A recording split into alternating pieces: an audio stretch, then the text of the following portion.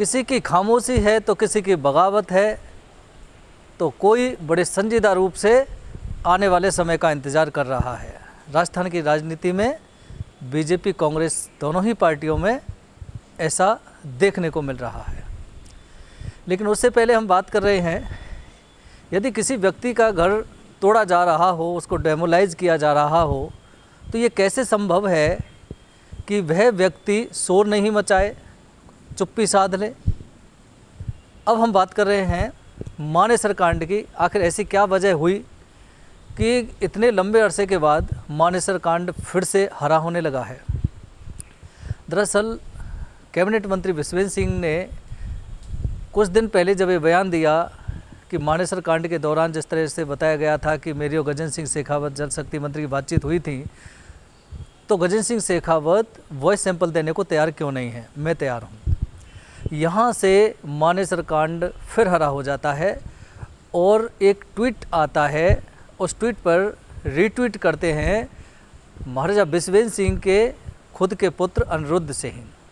अनिरुद्ध सिंह कहते हैं, उस पर लिखते हैं कि वॉइस सैंपल जो था, वॉइस जो रिकॉर्डिंग थी, उसमें गजेंद्र सिंह शेखावत की वॉइस नहीं थी, उसमें प्रदीप सिंह की वॉइस थी।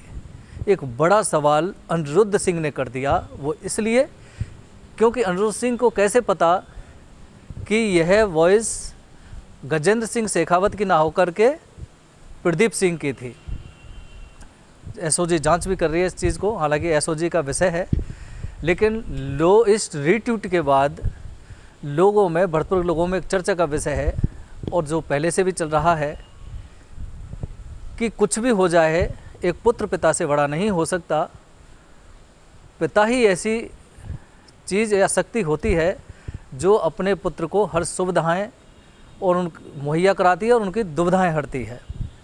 खैर, भरतपुर राज परिवार में जिस तरह से आपसी ये जो चल रहा है, वो कब थमेगा वो एक अलग विषय है।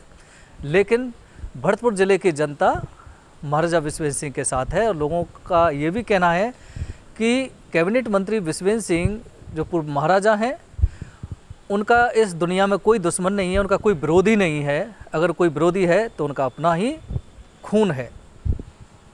अब हम बात कर रहे हैं राजस्थान की बीजेपी कांग्रेस की राजनीति की। इतना बड़ा कांड हो जाता है, मानेसर कांड के बाद वॉइस सैंपल की बात की जाती है, लेकिन मुख्यमंत्री अशोक गहलोत इस पर फिर भी चुप्पी साधे हुए हैं। तब कह रहे थे उसी दौरान कि इसकी जांच कराई जाएगी, ये होगा वो होगा, लेकिन कुछ हुआ नहीं। लेकिन इसी पूरे प्रकरण में, पूरी जो कांग्रेस सरकारी राजनीति है, इस पूरे प्रकरण में एक ऐसा भी व्यक्ति है, सचिन पायलट, जिसको ख्वाब तो बहुत तगड़े दिखा दिए गए और उन ख्वाबों के चलते धरातल पर 5 वर्ष लगातार उस व्यक्ति से मेहनत भी करवाई कांग्रेस आला कमान ने। खून पसीना बहाने के बाद वह व्यक्ति प्रदेश में कांग्रेस सरकार को सत्ता में लाने के लिए सफल तो रहा, लेकिन कांग्रेस ने सचिन पायलट को क्या दिया? सिर्फ मायूसी दी, हताशा दी और उसको नकारा, निकम्मा तक कहा डाला। लेकिन सचिन पायलट की गंभीरता और सहनशीलता तो देखिए कि कम उम्र में होने के बावजूद इतनी मैच्योरिटी कि वो पलट के जवाब नहीं दे रहे हैं। तो क्या सचिन पायलट एक अच्छे आने वाले समय का इंतज़ार कर रहे हैं कि जब समय अच्छा मेरा आएगा, अनुकूल समय आएगा, तभी मैं जवाब दूंगा तो उचित रहेगा। इधर से बीजेपी की बात करें तो किरोड़ी लाल मीणा की जो लाखों की संख्या में रैली जा रही थी, जयपुर कूच कर रही थी आरसीपी को लेकर, तो उससे न केवल कांग्रेस के उनके प्रतिद्वंदी रमेश मीणा विचलित हो गए, बल्कि बीजेपी के भी उनके कुछ नेताओं को टेंशन भी हो गई थी। किरोड़ी लाल मीणा के लिए जो मंत्री है रमेश चंद्र मीणा, उन्होंने तो यहाँ तक अपने मुख्यमंत्री को कह दिया कि किरोड़ी लाल मीणा को गिरफ्तार क्यों नहीं किया जाता। यहाँ से अगर हम बात दूसरी तरफ चलते हैं तो वसुंधरा राजे के लिए बहुत बड़ा चिंता का विषय अब बन चुका है डॉक्टर सतीश पूनिया, जो प्रदेश अध्यक्ष हैं बीजेपी के राजस्थान के। और अब ये दावा और ऐलान भी कर दिया गया है कि डॉक्टर सतीश पूनिया ही उनका जो प्रदेश अध्यक्ष का कार्यकाल था उसको एक्सटेंशन कर दिया गया है। सतीश पूनिया के कार्यकाल का एक्सटेंशन करने के बाद चिंताएं बीजेपी के जो उनके प्रतिद्वंदी हैं उन पर भी बढ़ गई हैं। वसुंधरा राजे को शायद अच्छा भी नहीं लग रहा होगा। वसुंधरा राजे की भी बात नहीं करें, ये भी कहा जाता है कि डॉक्टर सतीश पूनिया के विरोधी भी बीजेपी में बहुत हैं, जो कहीं ना कहीं वसुंधरा राजे को सपोर्ट करते रहे हैं। हालांकि बीजेपी कहती है, बीजेपी सब नेता कहते हैं हम पूरी बीजेपी एक मंच पर हैं, लेकिन आंतरिक रूप से आप में बहुत बड़ा एक विरोधाभास भी है। एक दूसरे की टांग खींचने में आप लोग लगे हुए हैं। और जिस तरह से फीडबैक आता है, तो कांग्रेस की बात हो गई, बीजेपी में सतीश पूनिया का जिस तरह से कद बढ़ रहा है, किरोड़ीलाल मीणा का जिस तरह से कद बढ़ रहा है, वसुंधरा के समर्थक या जो अन्य नेता थे उनके लिए एक बड़ा चिंता हो गई है और बीपी हाई भी उनका हो चुका है। हालांकि अगले वर्ष विधानसभा के चुनाव हैं, सीएम कौन होगा, किसको क्या बागडोर होगी, वो तो समय बताएगा। लेकिन फिलहाल बीजेपी और कांग्रेस में, दोनों ही पार्टियों में ऐसे भी नेता हैं जो स्ट्रगल कर रहे हैं, ज़मीन पर लड़ाई लड़ रहे हैं, पार्टी को उठाने की मेहनत कर रहे हैं और अपनी पार्टी को सत्ता में आरूढ़ करने के लिए पूरी मशक्क़त में जुटे हुए हैं। लेकिन इतने के बावजूद भी, खून पसीना मेहनत कराने के बावजूद भी उन नेताओं को उनके आला कमान द्वारा आखिर क्या रेस्पॉन्स दिया जा रहा है।